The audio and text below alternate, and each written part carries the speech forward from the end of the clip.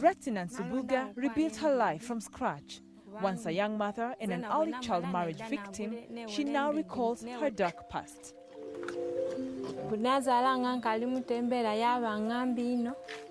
Nga abana okulyanga okwo olinda mwami oba abana balwaire olinda mwami.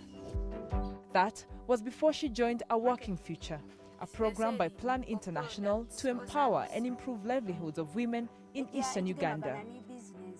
Her story is like of many other African girls who get married at an early age. Statistics by International Center for Research on Women indicate that a third of girls in the developing world are married before the age of 18, and 1 in 9 are married before the age of 15. If the trend continues, it's projected that 150 million girls will be married before their 18th birthday over the next decade. Thank you, Madam. The shocking revelations triggered important discussions at the 28th African Union Summit this year. Who are we when we say young women? We are adolescent girls in and out of school. We are young women in tertiary institutions. We are girls who are married before the age of 18. We are young mothers. We are single mothers. We are women in formal and informal employment. We are living in refugee camps. We are in conflict areas. We are innovating, and yet we are unemployed. We are living with HIV, mental health, and disability. We are victims of rape and gender-based violence. We are living in the diaspora. We hope to own businesses, to own and control the source of wealth, which is land. We are the voice for the voiceless, and definitely we can make a change.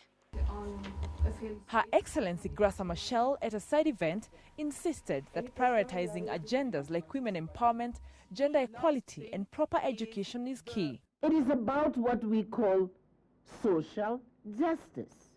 And it is in the interest of society to look at investing in girls and women as really a fundamental contribution to social justice.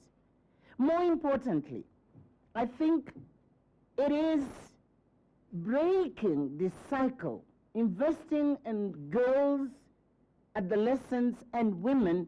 It's a breaking this cycle of disempowerment, this cycle of poverty, and the cycle of social exclusion. This is not the first time women and girls issues are put on the forefront. The heads of state in 2009's ordinary session dedicated the period between 2010 and 2020 as the African Woman's Decade. This also saw the election of the first ever female chairperson of the African Union, South Africa's Nkosazana Dlamini Zuma, in 2012. The following years saw a more enthusiastic approach on lobbying for women's rights. 2015 was called the Year of Women Empowerment and Development.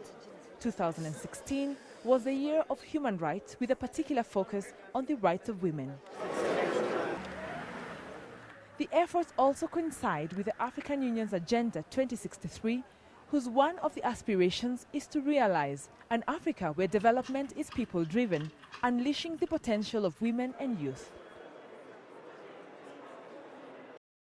In involving young people, they will have a sense of ownership and stake in the future.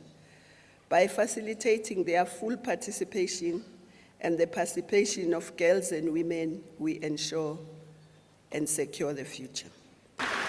With member states, the private sector, civil society and non-governmental organizations putting in efforts to uplift the African woman, it is anticipated that the second half of the decade will see a better continent with more empowered women. Some, like Retsa, will build a young female workforce.